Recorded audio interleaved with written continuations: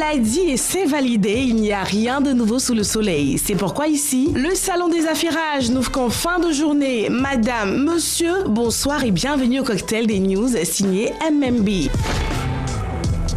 À la carte de ce 7 juin, journée mondiale des martinets. Commençons par fixer les idées. Nous parlons bien des martinets, oiseaux à la fois fascinants et méconnus. Pour l'association Matinés sans frontières, qui est à l'origine de cette journée, son but est de braquer les projecteurs de l'actualité sur les martinets et ainsi attirer l'attention du grand public, des associations de protection de la biodiversité, des autorités et des professionnels du bâtiment. À ce jour, on dénombre 96 espèces de martinets repartis sur les 5 continents.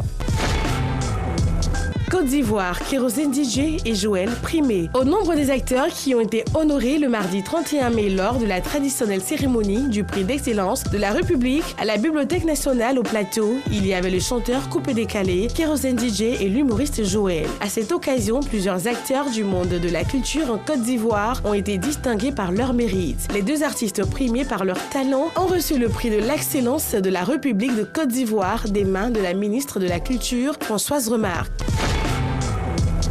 Nigeria, Osinachi Nwachukwu, enfin la vérité. L'on se rappelle encore la vague d'indignation qu'avait soulevé la mort de la chanteuse Osinachi Nwachukwu en avril après que sa famille a affirmé qu'elle avait été victime de violences conjugales. Témoignant le 3 juin dernier devant le tribunal pour 23 chefs d'accusation liés à des violences domestiques et à un homicide, Peter Nwachukwu, qui a plaidé son innocence, a déclaré, et je cite, « Laissez-moi dire au monde entier que j'ai beaucoup souffert. C'est un cancer des poumons qui a tué ma femme Osinachi. Je n'ai pas frappé ma femme. Je souffre pour ce que je ne sais pas. » Fin de citation. En attendant le verdict du tribunal qui a ordonné qu'il soit placé en détention provisoire à la maison de correction de Kuje jusqu'à la fin du procès.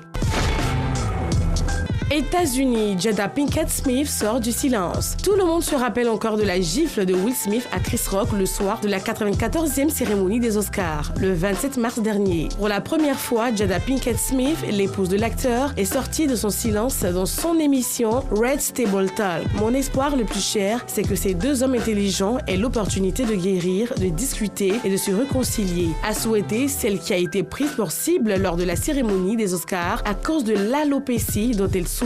Affaire à suivre. Incroyable mais vrai, un couple s'est trompé de maison depuis 20 ans. Depuis plusieurs années, Peter et Cheryl Plowman, un couple d'Australiens, rénovaient une maison secondaire dans la petite ville de Candelo, en Nouvelle-Galles du Sud. Une fois les travaux terminés, ils ont décidé de la vendre pour financer une partie de leur retraite. Malheureusement, la vente a été refusée. Motif, aux yeux de l'administration, il ne s'agit pas de leur maison secondaire, mais de leur maison principale. À l'origine de la méprise, une simple erreur de numérotation sur le cadastre, mais de lourdes conséquences à la clé. Les deux maisons sont aujourd'hui invendables, comme quoi vérification oblige. Et voilà, maintenant, faut qu'on se le dise. Il faudrait plus de 1000 ans pour regarder chaque vidéo de YouTube. Et vous, là-bas,